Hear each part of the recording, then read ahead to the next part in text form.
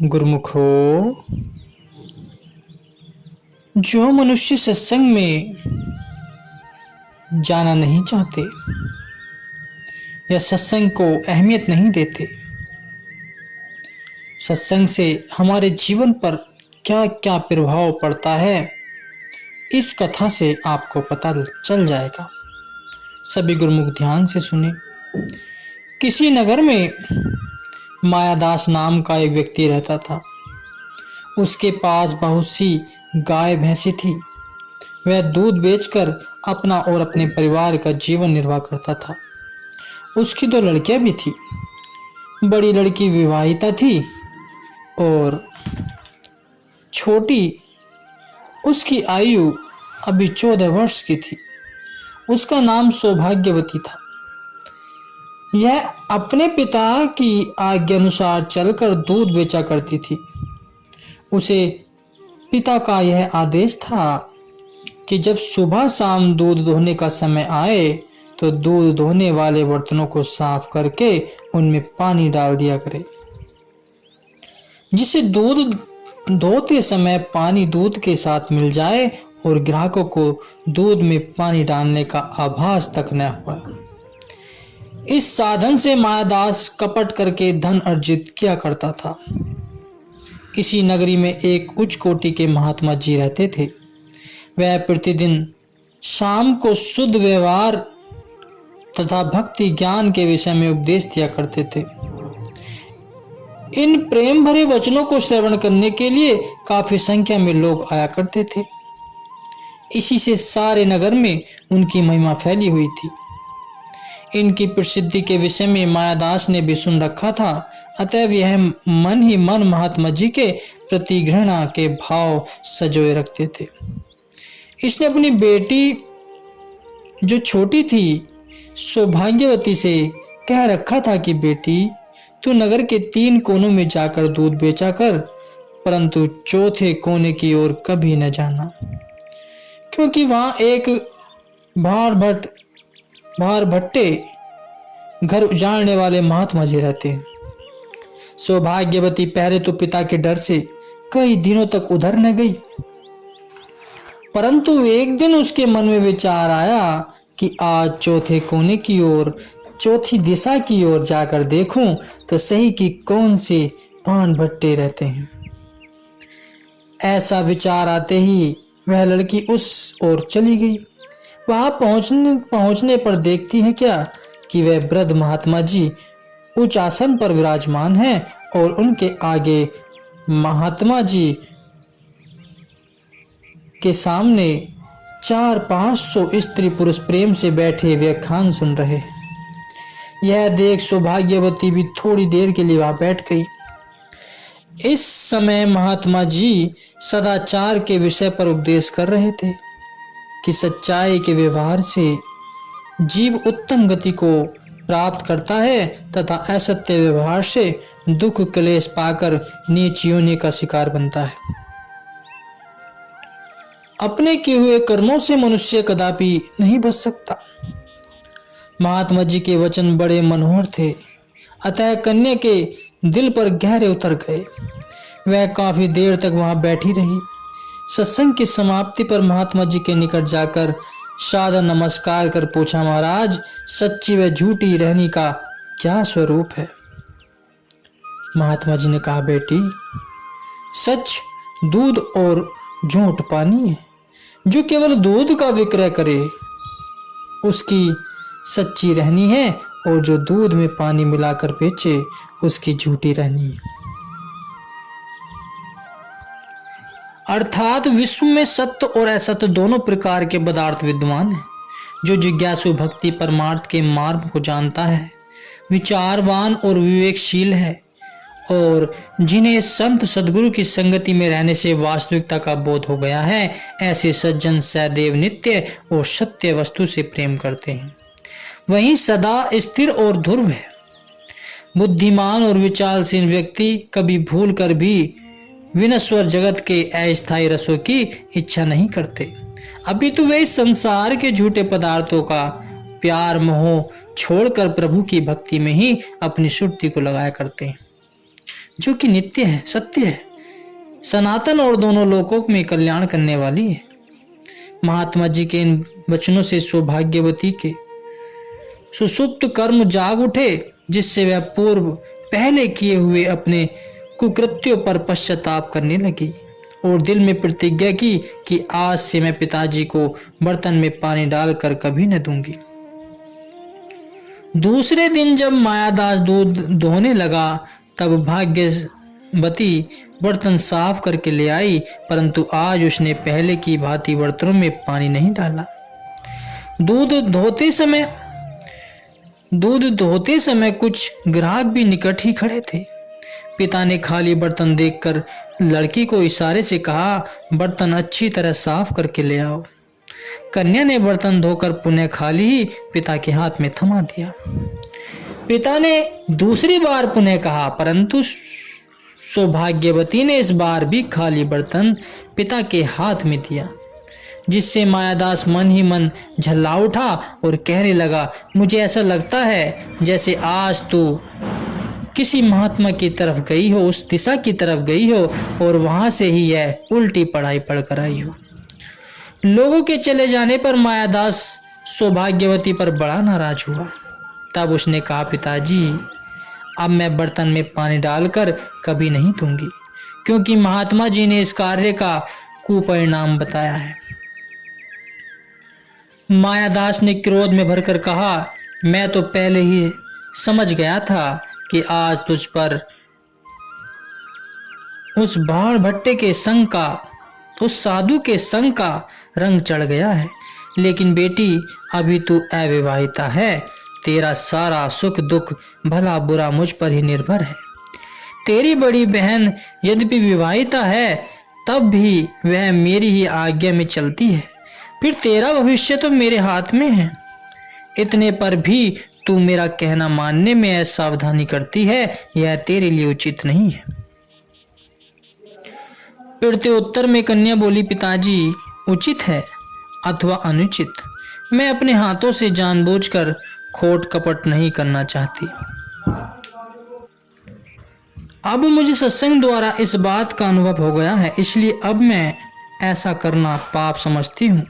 जैसे कहा है, अंध गिरे जो कूप में ताका दोष न होए, नेत्रवान जो गिर पड़े उसकी चर्चा होए।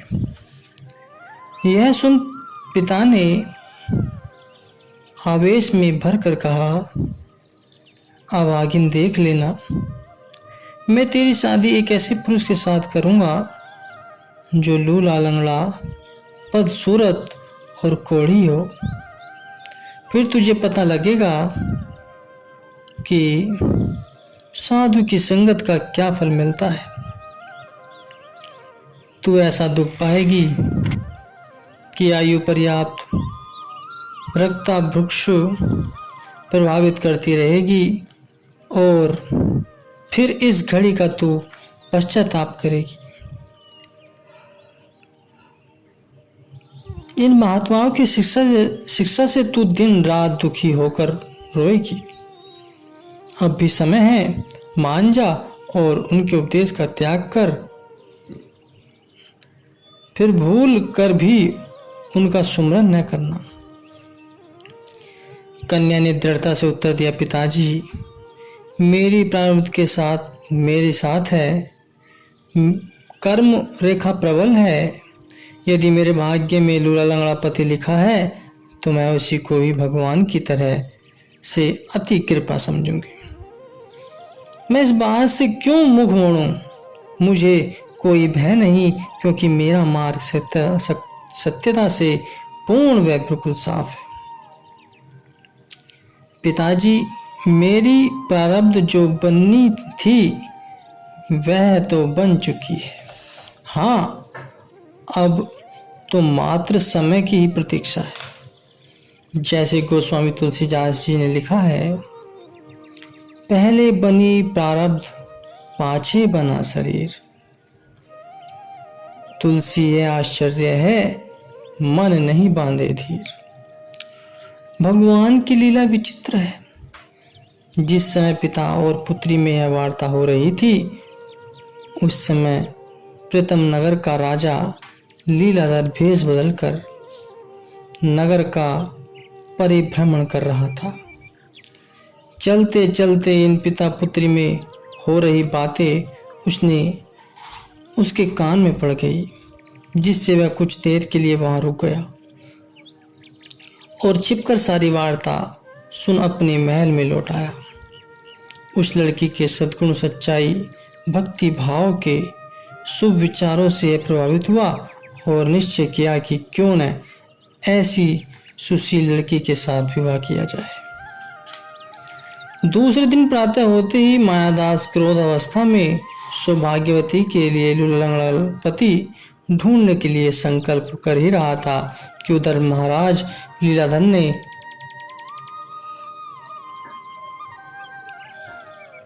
अपने मंत्री के हाथ मायादास को बुलाने का संदेश भेजा। राजा साहब के आदेशानुसार मंत्री मायादास के घर पहुंचा और संदेश दिया कि कन्या को साथ लेकर मायादास राज दरबार में पहुंचे। यह सुनते ही मायादास अवाक चौकन्ना रह गया और स्वप्न सी उसकी अवस्था हो गई। उसे अपने पर विश्वास ही नहीं हो रहा था कि यह सब सत्य है या असत्य। उसकी बुद्धि काम नहीं कर रही थी।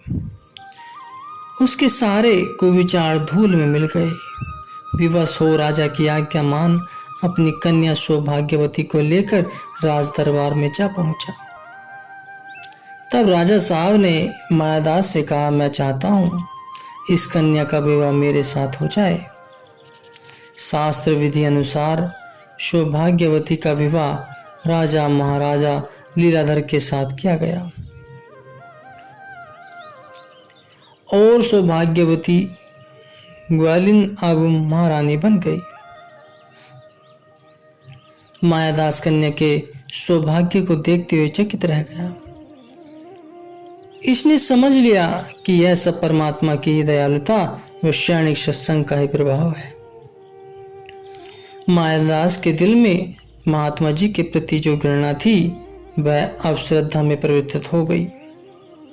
उसने महात्मा जी के पास जाकर अपनी भूली की क्षमा याचना की तथा उनका सेवक बन गया एवं अपने कुव्यवहार को शुद्ध पवित्र कर लिया, अर्थात उसने दूध में पानी मिलाना बंद कर दिया। इधर सौभाग्यवती के सद्व्यवहार से महाराजा लीलाधर बहुत ही प्रसन्न थे। एक दिन उन्होंने महारानी सौभाग्यवती से पूछा कि आपकी कोई हार्दिक इच्छा हो तो प्रकट करो, मैं उसे पूरा करने को तत्पर हूं। इस पर सौभाग्यवती ने प्रेम व नम्रता से उत्तर दिया, महाराज आपकी कृपा से वैसे तो आनंद ही आनंद है और मेरी केवल एक ही इच्छा है, वह यह है कि इस नगर में अमुक महात्मा जी रहते हैं। मैंने हृदय में उन्हें गुरु रूप में धारण कर लिया है। उनकी अपार कृपा व एक दिन के क्षणिक सत्संग से मेरे पूरे कर्मों की रेखा परिवर्तित होकर शुभ हो गई है। उनके उपदेश के श्रवण में मनन से ही मैं इस पद की अधिकारिणी बन गई हूँ। तो मेरी हार्दिक इच्छा यह है कि आप उन्हें सादर महल में ले आएं।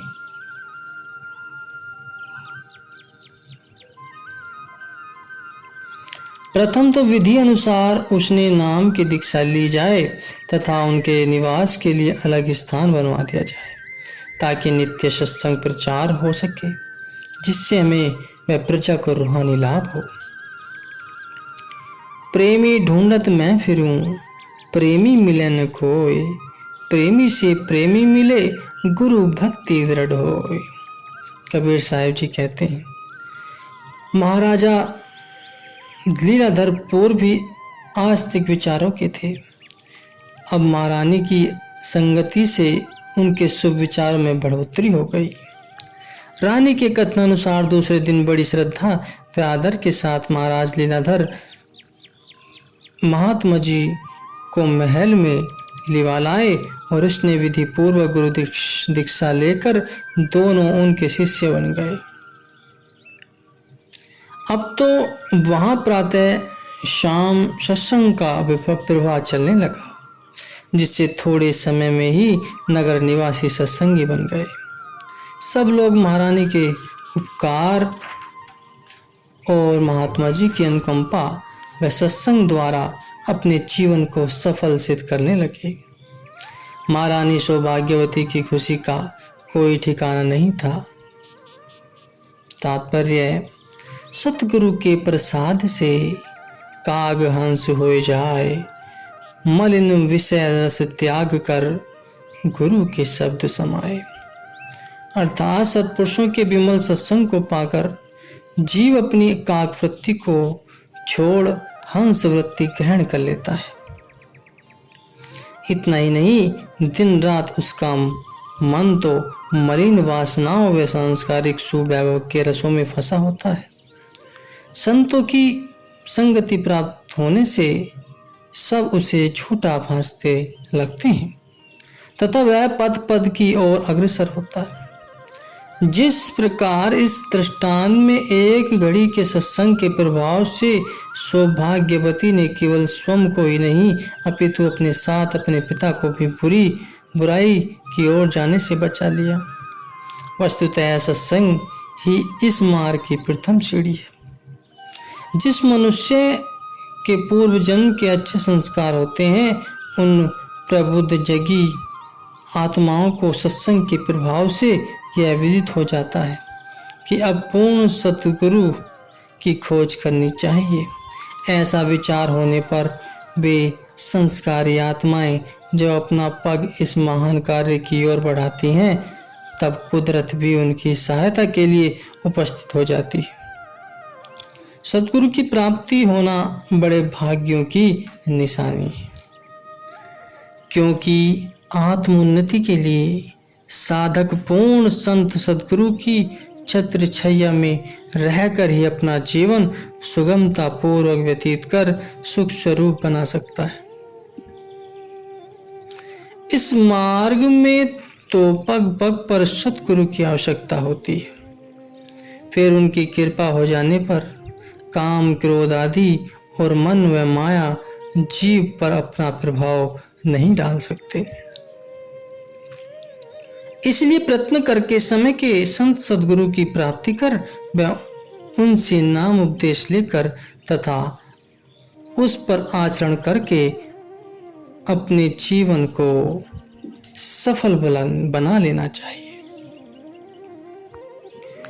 बड़े भाग्य से पाइए सतगुरु का सत्संग, रहे न फिर संशय भरम, लगे नाम का रंग। इस संसार को संत महात्माओं ने स्वार्थमयी नश्वर झूठी रचना और स्वप्न सादृश्य असत्य वर्णन किया है और मालिक के नाम व सत्पुरुषों की संगति को सत्य रूप दर्शाया है। लेकिन संत सद्गुरु का सत्संग जीव को पूर्ण संचित शुभ कर्मों के फल स्वरूप ही प्राप्त हो सकता है। फिर उनकी संगति में जाने से जीव के सब संयम व भ्रम नष्ट हो जाते हैं और स्थायी सुख प्राप्ति की खान जो भक्ति है उसको प्राप्त करके जीव अपने मन को दिव्य रंग में रंग लेता है। यही सत्य वस्तु है।